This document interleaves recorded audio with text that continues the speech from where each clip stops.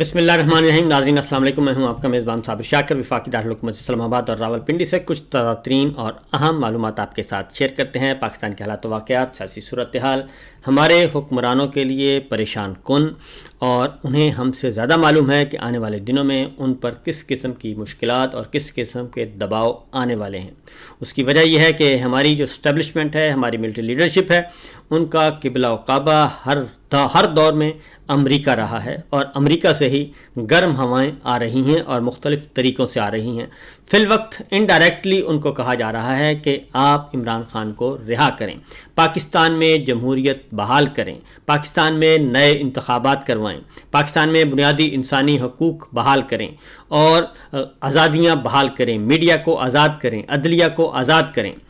ये मुतालबात आ रहे हैं, इनफॉर्मल वे में आ रहे हैं, मैसेजेस कन्वे किए जा रहे हैं, और फिल वक्त उन्हें यही कहा जा रहा है, हमारी फ़ौजी क़यादत को, कि ये जो पैगामात आपको गैर रस्मी तौर पे सोशल मीडिया के ज़रिए, डिजिटल मीडिया के ज़रिए और मीडिया के ज़रिए आप तक पहुँच रहे हैं, इनको संजीदा लें और इन पर अमल करें। लेकिन हमारे जो हुक्मरान हैं वो पैरेलल बहुत ज़्यादा कोशिश कर रहे हैं कि अंदर ही अंदर अपने सिस्टम पे गिरफ्त हासिल की जाए, मुख्तलिफ इदारों पे कब्ज़ा किया जाए। इस नौइयत के काफ़ी इक़दामात उठाए जा रहे हैं। लेकिन दूसरी जानिब जो सुप्रीम कोर्ट ऑफ पाकिस्तान हो या हाई कोर्ट्स हो, अदलिया में जो दिलेर और दबंग जज है वो मुसलसल मज़ाहमत भी कर रहे हैं और जवाब भी दे रहे हैं, और वो किसी किस्म का दबाव कबूल करने के लिए तैयार नहीं है, और ना ही वो प्रेशर में आ रहे हैं। 2 दिन पहले ही राना सनाउल्लाह साहब ने जस्टिस मंसूर अली शाह साहब, जस्टिस मोहसिन अख्तर कैनी साहब का नाम लिए बगैर ये बात कही थी कि हम 2 जजों के ख़िलाफ़ रेफरेंस लेके आ रहे हैं, और चीफ जस्टिस याहिया आफरीदी साहब ने जस्टिस मंसूर अली शाह साहब और जस्टिस मुनीब अख्तर साहब का नाम लिए बगैर कहा कि जजेस काम नहीं कर रहे, कारपोरेट सेक्टर के केसेस नहीं सुन रहे। और आज पहली दफ़ा आज चूँकि तकरीब हल्फ बर्दारी थी, और हल्फ बर्दारी की तकरीब गवर्नमेंट ने और चीफ जस्टिस याहिया आफरीदी साहब ने ओपन लॉन में रखी थी, और ज़रा बड़े पैमाने पर तैयारियां की गई थी। खाबे शाबे भी, अच्छे खासे पकवान भी तैयार किए गए थे, और उसी जगह पे ये हल्फ बर्दारी की तकरीब हुई जहाँ पे काजी फायद ईसा, जो कि जुडिशल डिक्टेटर थे, उन्होंने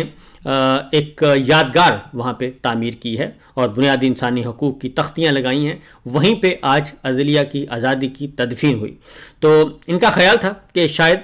जस्टिस मंसूर अली शाह साहब, जस्टिस मुनीब अख्तर साहब, जस्टिस अतर मिल्ला साहब, जस्टिस आयशा मलिक साहिबा, जस्टिस शाहिद वहीद साहब और दीगर ऑनरेबल जजेस आज इस तकरीब का बाइकआउट करेंगे। लेकिन उन्होंने तकरीब का बाइकआउट नहीं किया, बल्कि वो डंके की चोट पर आए और अटेंड किया, और फिर मीडिया के साथ जस्टिस मंसूर अली शाह साहब का इंटरेक्शन हुआ, और उनसे पूछा गया कि जनाब आपके ख़िलाफ़ तो रेफरेंस आ रहा है। तो उन्होंने कहा कि अल्लाह मालिक है, जब कुछ किया ही नहीं गलत तो फिर डर किस बात का, बिल्कुल जब आएगा तो देखेंगे। और उन्होंने कहा कि ना ही कोई किसी से ज़ाती इनाद है, और ना ही कोई इख्तिलाफ़ है, और ना ही कोई दुश्मनी है, बल्कि असूली मौक़िफ़ है, और हम इस असूली मौक़िफ़ पे कायम रहेंगे। हम आइन की बालादस्ती चाहते हैं, सुपरमेसी ऑफ कॉन्स्टिट्यूशन और जुडिशरी की आज़ादी चाहते हैं, और बुनियादी इंसानी हकूक़ चाहते हैं, और सुप्रीम कोर्ट के फ़ैसलों पर अमल दरामद चाहते हैं। इसके अलावा हमारा कोई और एजेंडा नहीं है। जस्टिस मंसूर अली शाह साहब ने कहा कि मुकदमात निपटाने की शरह जो है वो आप देख लें कि किसके कितने फ़ैसले कानून की किताबों में अब तक शाया हो चुके हैं। तमाम रिकॉर्ड सुप्रीम कोर्ट की वेबसाइट पर मौजूद है। और उन्होंने कहा कि आज मैं सिर्फ चाय पीने आया हूं और इसके अलावा कुछ नहीं। फिर जस्टिस याहिया आफरीदी साहब और जस्टिस मंसूर अली शाह साहब का आमना सामना हुआ, तो जस्टिस मंसूर अली शाह साहब ने पब्लिकली उनसे मिलने से माजरत ही फरमाई और वो एक साइड से निकल गए। ये वीडियो भी एक वायरल हुई है। तो बहरहाल वो इत्तफाकिया भी हो सकती है और हुस्न इत्तफाक भी हो सकता है। तो बहरहाल इख्तलाफात तो मौजूद हैं, क्योंकि जस्टिस याहिया आफरीदी साहब से ऐसी तवक्को नहीं थी कि वो काजी फायद ईसा साहब से भी कई हाथ आगे निकल जाएंगे और हुकूमत का हिस्सा बन के जुडिशरी को मस्मार करने में उनकी मदद करेंगे। तो बहरहाल रेफरेंस के बारे में उन्होंने वाज़ेह तौर पर कहा कि कोई गलत काम ऐसा नहीं किया। उन्होंने एक और बात भी की انہوں نے کہا کہ اگر کسی کو کمرے میں موجود ہاتھی نظر نہیں آ رہا تو ہم کیا کر سکتے ہیں؟ تمام ججز کے ساتھ ملاقات ہوتی ہے، ہم اکٹھے چائے پیتے ہیں اور ایک ورکنگ ریلیشن شپ موجود ہے۔ دوسری جانب اسلام آباد ہائی کورٹ میں بھی جو ہے وہ مکمل طور پہ کنٹرول حاصل کر لیا گیا ہے۔ جسٹس سرفراز ڈوگر صاحب قائم مقام چیف جسٹس اسلام آباد ہائی کورٹ آ گئے ہیں اور سپریم کورٹ میں 7 نئے ججز آج حلف اٹھا کے آ چکے ہیں۔ تو بظاہر تو ایسا لگتا ہے کہ ان کو کامیابی ہے، لیکن اس کے بعد جب یہ صورتحال ہوئی تو عرفان صدیقی صاحب پھر فوراً آئے اور انہوں نے کہا کہ ہمارا کوئی ارادہ نہیں ہے کہ ہم کوئی ریفرنس فائل کر رہے ہیں کسی جج کے خلاف۔ تو یہ ایک دھمکیاں بھی ایک سائڈ پہ دھمکیاں دیتے ہیں اور پھر 2 قدم پیچھے ہٹتے ہیں۔ آج جسٹس عظمت سعید شیخ صاحب دبنگ دلیر جج نڈر جج، آج ان کا بھی نماز جنازہ ہوا اور ان کی بھی تدفین ہوئی، اور اس میں جسٹس عمر عطا بندیال صاحب، جسٹس میاں ثاقب نثار صاحب، جسٹس اعجاز الحسن صاحب اور دیگر ریٹائرڈ اور حاضر سروس آنریبل ججز جو ہیں ان کی بڑی تعداد نے شرکت کی۔ ایک اور خبر آپ تک پہنچاتے ہیں اور وہ بھی کوئی حکومت کے لیے کم از کم اچھی بالکل نہیں ہے، اور وہ ہے ترکی کے صدر طیب اردوان کو بڑی منت سماجت کے بعد ہماری راولپنڈی اور اسلام آباد کی قیادت نے مدعو کیا تھا اور کوشش کر کے لے کے آئے تھے۔ وہ آ تو گئے، ظاہر ہے پاکستان کے دوست ہیں، لیکن آ کے انہوں نے بھی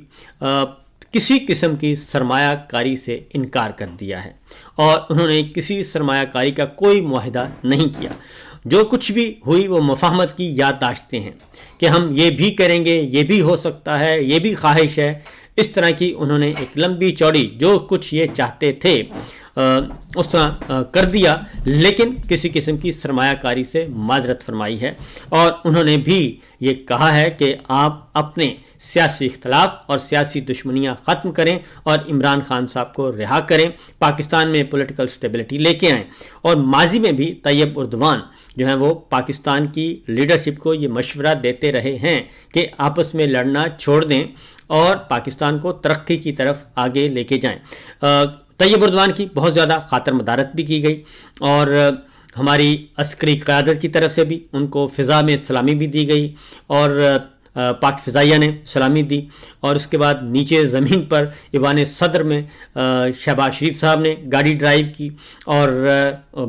آصفہ بھٹو محترمہ نے انہوں نے بھی گاڑی ڈرائیو کی طیب اردوان صاحب کے لیے۔ اور اگلی بات یہ ہے کہ یہ گاڑی بھی وہ تحفے میں لے کے آئے تھے طیب اردوان صاحب اور وہ دے کے گئے ہیں۔ تو اس کے باوجود یہ سب کچھ عمران خان صاحب جو کرتے تھے ان کو اس وقت کہا جاتا تھا کہ یہ ڈرائیور بن گئے ہیں، یہ شوفر بن گئے ہیں، لیکن اب جو ہے وہی کام اب کیا جا رہا ہے، لیکن یہ سارے کے سارے جو کاپی کی گئی وہ کام نہیں آئی۔ ایک اور جو خبر ہے وہ ہے جنرل عاصم منیر صاحب اور مریم صاحبہ کے بارے میں، اور آج آرمی چیف نے اور وزیر اعلیٰ جو ہے فارم 47 کی انہوں نے آج ایک گرین کارپوریٹ انیشیٹو کا دورہ کیا اور اس میں عاصم منیر صاحب تھے اور وزیر اعلیٰ مریم صاحبہ تھیں فارم 47 کی، اور مختصر سی ایک خبر جاری کی گئی ہے اور ابھی تک ہمیں ویژول نہیں ملے، اور اس میں یہ بنیادی طور پہ smart agri farm, green agri malls اور ایگری ریسرچ سہولت سینٹر کا افتتاح کیا تھا، لیکن حقیقت یہ ہے کہ عمران خان صاحب جب تک تھے تو اس وقت تک یہ پروجیکٹ انہوں نے روکا ہوا تھا اور ان کا خیال تھا کہ یہ کام فوج کے کرنے کے نہیں ہیں، چونکہ زراعت جو ہے وہ اس سے کیا لینا دینا اور اس میں کافی لاکھوں ایکڑ اراضی